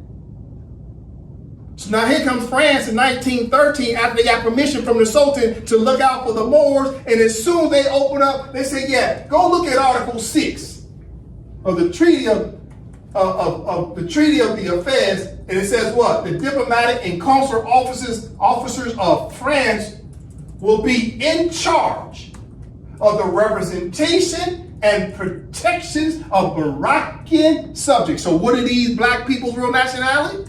Moroccan subjects. And interests abroad. Now listen to how France continues to move on. I'm going to skip around a little bit. You can go back and read it yourself. Now look at who's writing. Right here, Nova. The Secretary of State to the French ambassador. So now the United States is talking to France. Right here. Department of the State, Washington, January 22nd, 1913. Excellency, I have the honor to acknowledge the receipt of Your Excellency's note of the 8th instant transmitting the text of the Franco-Moroccan Protectorate Treaty signed at Fez on March 30th of 1912 and asking the adhesion of the government of the United States thereto.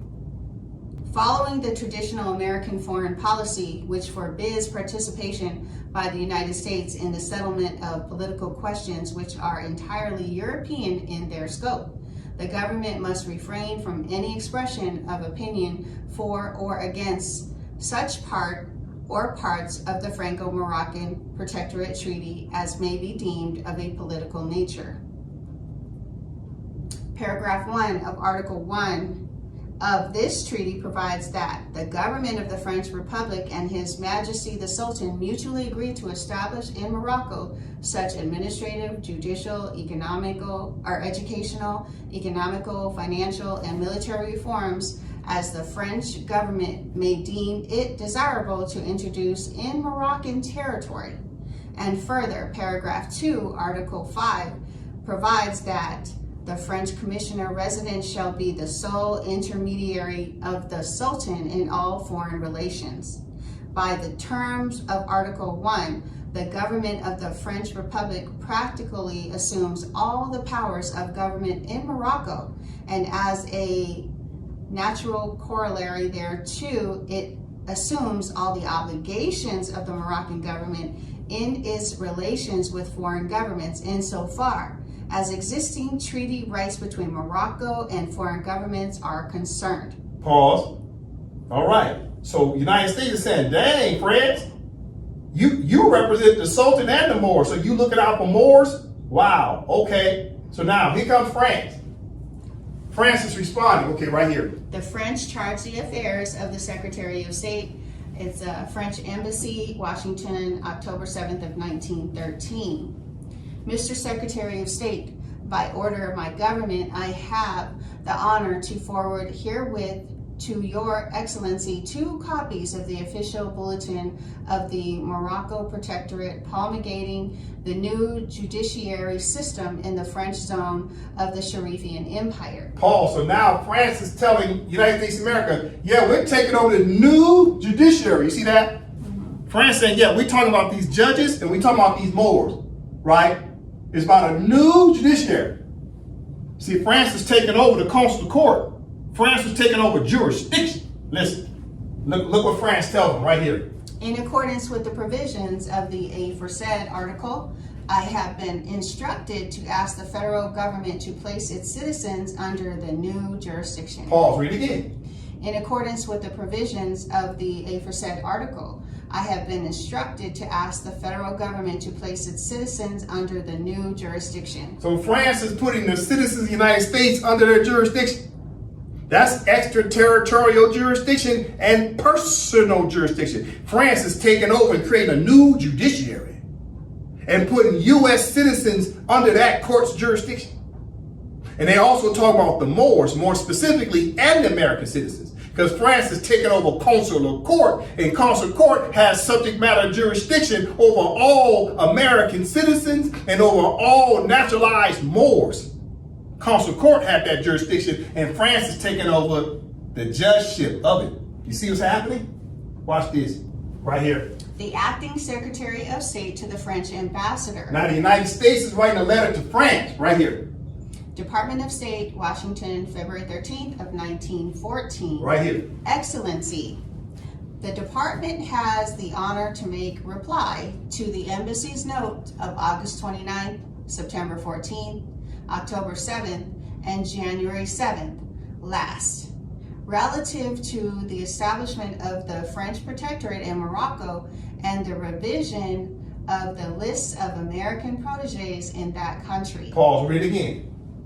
Excellency, the department has the honor to make reply to the embassy's note of August 29th, September 14th, October 7th, and January 7th last, relative to the establishment of the French Protectorate in Morocco and the revision of the lists of American proteges in that country. Okay, so who are American proteges? What the heck is that? So France is protecting American proteges. Who are American proteges? Okay, the United States will tell you who the American proteges are. Watch this. Now I go to 1956. I'm fast forward a little bit, so be patient with me. I'm gonna go back and forth. I'm gonna toggle just a little bit. Nova from the top. What is this? United States statutes at large containing the laws and concurrent resolutions enacting during the second session of the 84th Congress of the United States of America, 1956, and Proclamations, Volume 70, Public Law 856, Chapter 807, page 773 through 774, U.S. Code 22 U.S.C. 141 through 143, Statute 8, Stat 484, 34, Stat 2905. Which gives the United States jurisdiction over naturalized Moors under this frivolous AA 222141, which the Department of Justice got jurisdiction over who? Over who? American proteges. Who are American proteges? We're about to find out. Nova from the top.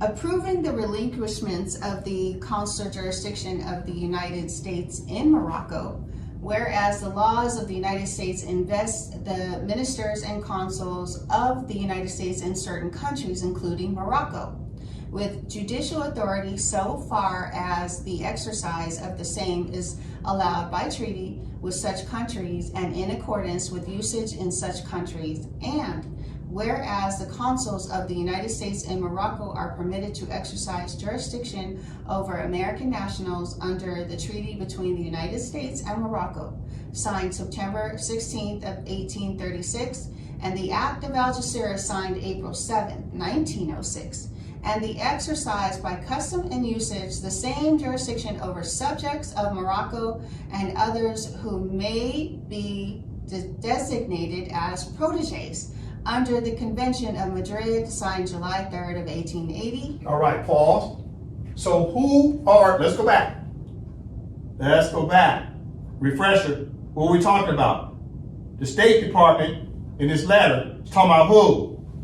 France was providing protections for these American proteges. Who are American proteges? Okay, now you come over to United States laws. So who are the American proteges? Who are American proteges? Right here. The American nationals who would be designated as proteges. But they were designated as proteges because they were what? What were they? They were what? Subjects of Morocco. See the word subjects?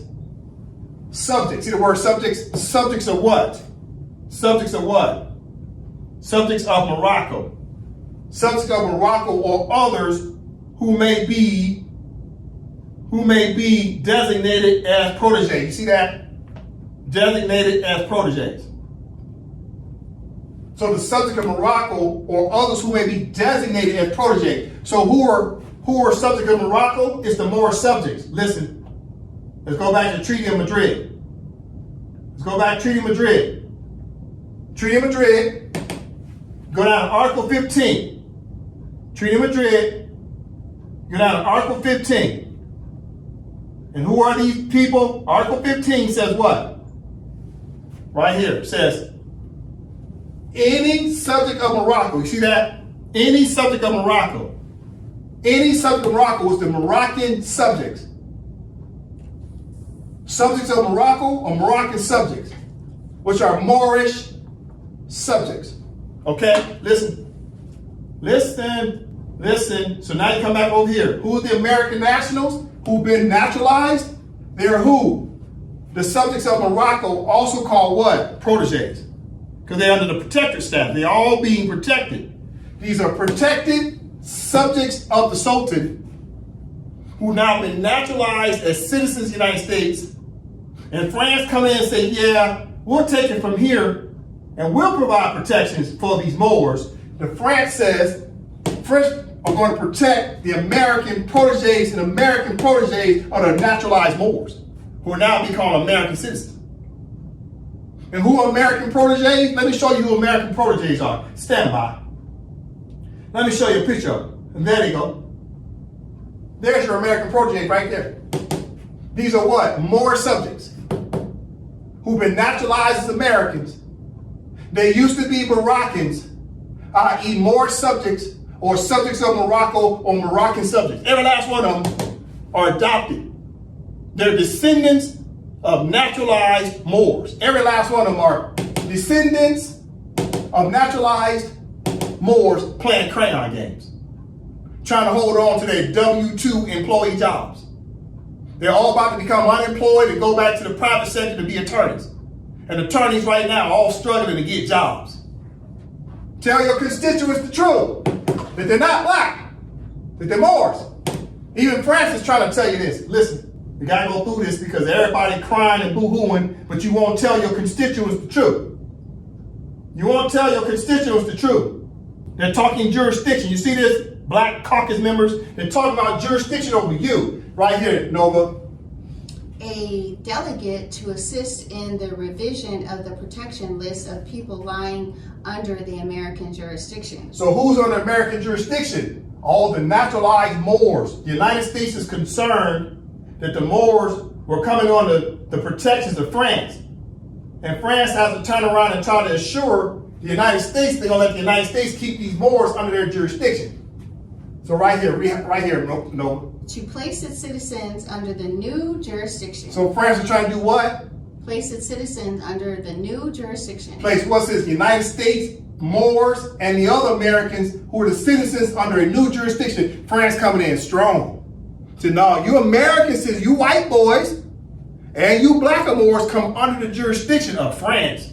And France had consular court to be able to adjudicate white Americans and black Americans, and the black Americans are black Moors, and black Moors are Moor subjects, i.e. Moors. And Moor is a short title for what? Moroccan. Right here, Nova. Turning first to the subject of the revision of the protege list. So the United States is saying, we need to talk about these Moors. Who's saying that? Watch this. Let me go back up. Who's talking? Right here, no. The acting Secretary of State to the French Ambassador, Department of State of Washington, February 13th, 1914. So the Secretary of State is talking to France. Okay, what were they saying to France? Okay, what were they saying to France?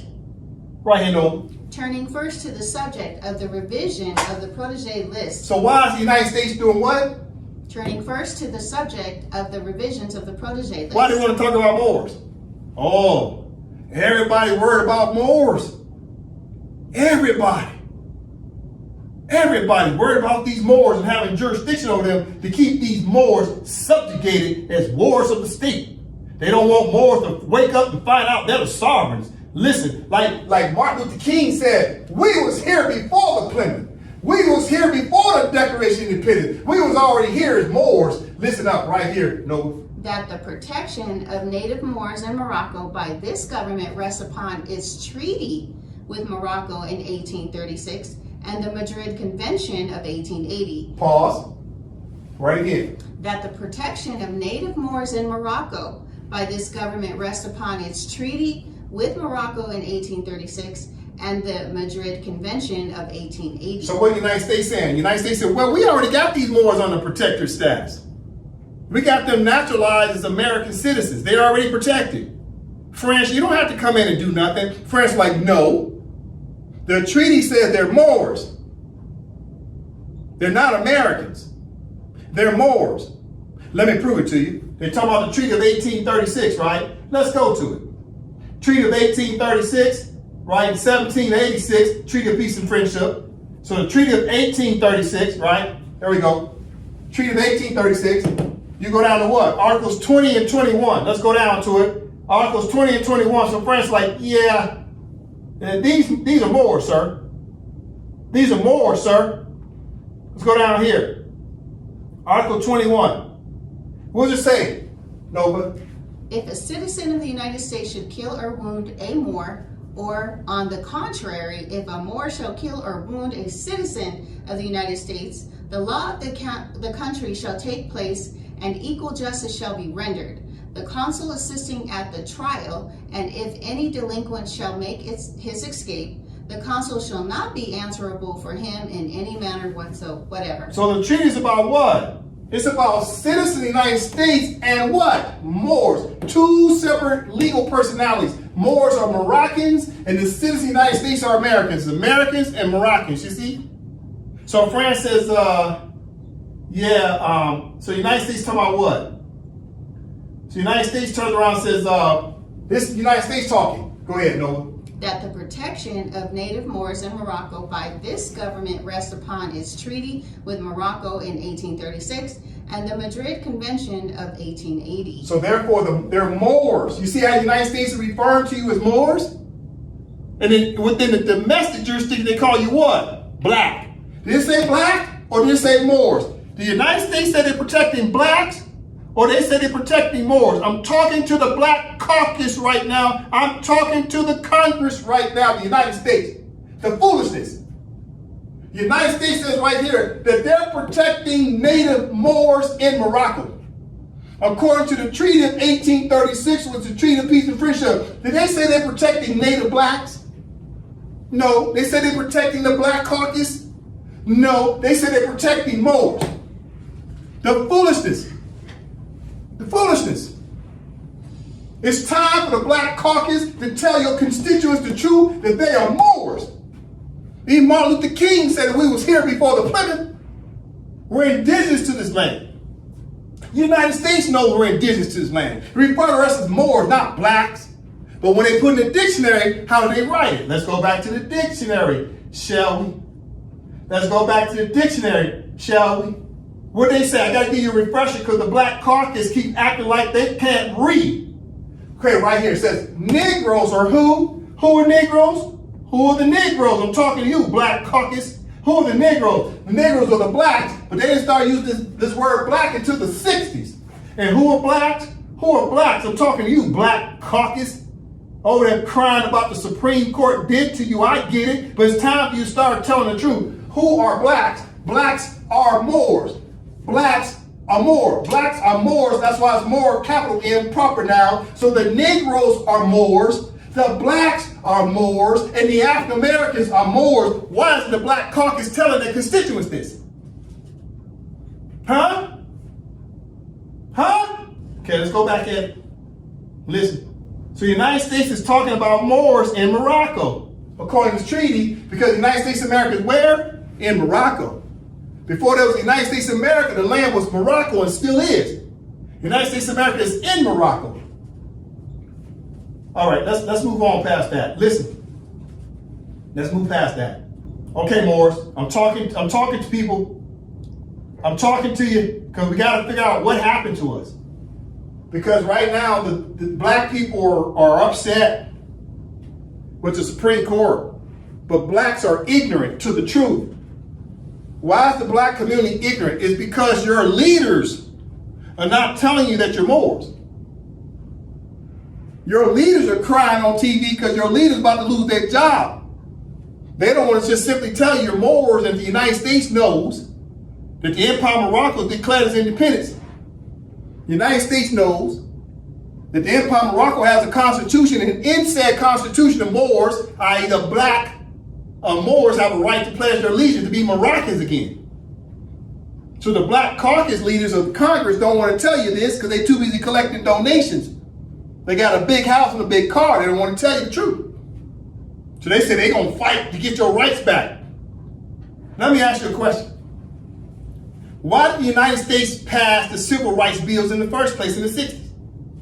Because Martin Luther King said either give us integration or decolonization. Which one is it going to be? And Martin Luther King said, I want it now. So the United States chose integration in order to keep the Moors from doing decolonization. 60 years now, you fast forward to the 21st century, 2026, and the Supreme Court said, you know, we've given y'all 60 plus years to get your act together to learn how to run government. You've been running the government in the United States, you've been running the government of several union states, you've been running the government of local municipalities. It's time for you now to go home to the Empire of Morocco and pledge your allegiance to be Moroccans again and run your own Empire of Morocco government. You know how to run government now. You're not black. You're Moors. Now I got to show you a little bit of history of France. You have to understand the Europeans are infighting. This is another reason why the United States is making power moves, because the United States knows that the Moors are waking up. The United States has got to get you out of the offices. Let me turn this board around. I'm going to turn this board around and show you again what I'm talking about. The United States has got to get you out the offices. They cannot take a chance on Operation Avoid Being Flanked. The United States is in the middle. They're right here. You got to listen to the black people and talking to your black people. The United States is being surrounded. They're flanked right here in the middle. They don't want that. They're flanked by black and Moors to their right. They're still American citizens, and they're being flanked by the Empire of Morocco. The United States is being squeezed in the middle. So I'm going to read this question again. What's the biggest threat to the United States national security, which protects the capitalist white supremacy regime? The answer is the adopted black Moors who now hold American governmental chairs and seats of the federal, state, and local municipalities. You're the biggest threat. Who's the biggest threat? Let me show you a picture of him. Yeah, let me show you a picture of him. There you go. You're the biggest threat. Because you're sitting in the bosom of the United States, and you can pass bills. You can affect laws. You are sitting there as Moors. I'm a Moor. You're a Moor. But you can't be American while simultaneously negotiating with me as a Moroccan. The Moroccans with a Negroid face can't be negotiating with Americans with a Negroid face. What are the Europeans supposed to do? What is the white man who calls himself the American supposed to do when you are directly negotiating with the Moroccan government? They're being flanked right here in the middle. Right here in the middle. So what's happening? They're trying to get your black behind out of those chairs. They want to see you standing here. You see those flags back there? That should be the flag of the Empire of Morocco back there. But you want to represent your foster mother, and your foster mother is the United States of America, and they don't want you as their adopted children no more. They don't want you no more. But you got so used to the 501c3 kickbacks. You're so used to your W-2 employee status. You're so used to thinking about your pension plan and your 401 retirement plans. You're too busy thinking about your neighborhood and your big cars and your college education, how you gonna put your children through college. Now you're about to lose your job because you've been playing crayon games and not preparing to come over here and pledge your allegiance to the Empire of Morocco. And the Europeans said it's time for you to get out. They don't want to recognize you as adopted children no more. Don't you get it? You're in violation of the treaty language. Every last one of you standing there, and I love all of you. I love all of you. You're my brothers and sisters, but you're living a lie. You have fallen in love with the lie because it got you hired, didn't it? You telling people black got you into that office, didn't it? Now you can't use that black stuff no more, can you? Oh, you can't use that word black no more because that ain't going to help you get in the chair because gerrymandering ain't going to allow you to put your name as a candidate. You ain't going to have no office no more, so the black game is over, isn't it? It's time for you to come home. You got all that experience. You are subject matter experts when it comes to running government. It's time for you to come home and be with the Moroccans. I'm your brother. I'm your fellow Moor. But as long as you keep playing crayon games because you're trying to maintain your financial base because it's called greed, you're being greedy. Come home. Help us decolonize. Help us to rise. Help us emerge as a sovereign and independent state of Moors. You're subject matter experts in government. We need your help.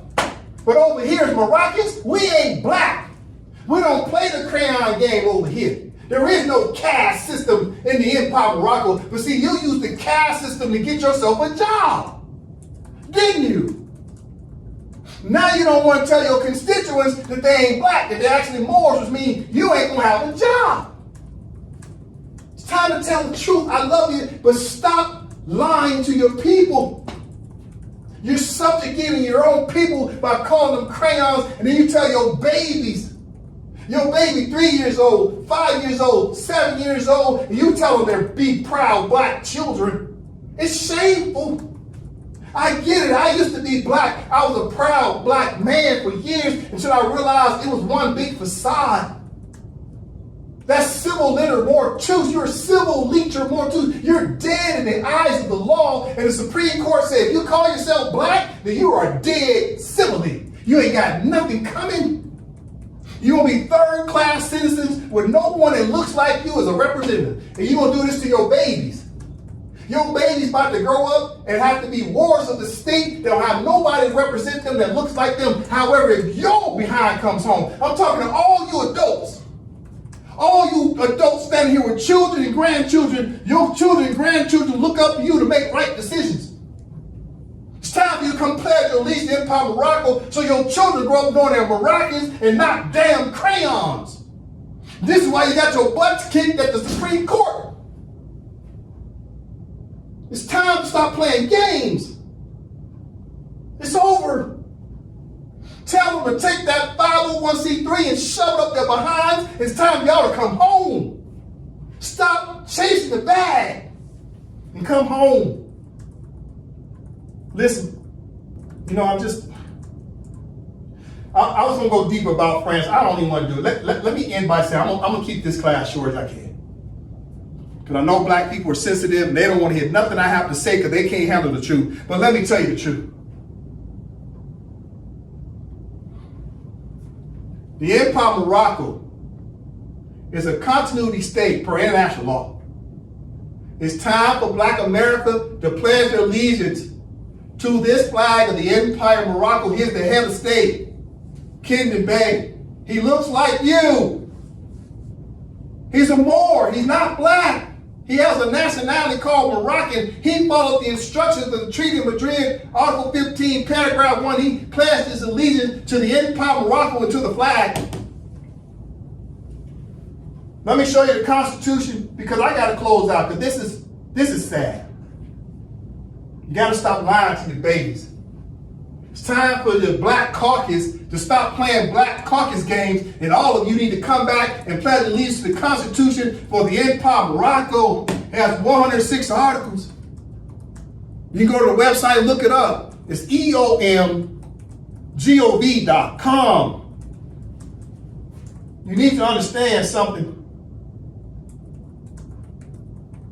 It's time for you to understand. It's time for you to understand that he is your head of state. He looks like you. He has a Negroid face. He ain't black. It's time to come and we be leaders of our own country. Stop begging the white man for stuff. Stop asking them to pass bills for you when you come back to the Empire of Morocco and the head of state along with the three branches of government under this flag. We pass our own bills. We pass laws for ourselves. Let the United States white man have his country back. He did at least a good job of adopting us. He adopted us starting in 1868, and he's reluctant to do that. He had a civil war, for God's sake, to keep from recognizing Moors as Americans. At the very least, now that the Moors have rose up, you learn how to run government, it's time to come home and run your own government in Empire of Morocco. Let the white man have his American nationality back. Let him have it. Come back to be Moors. You're Moors. I ain't with that. Islam.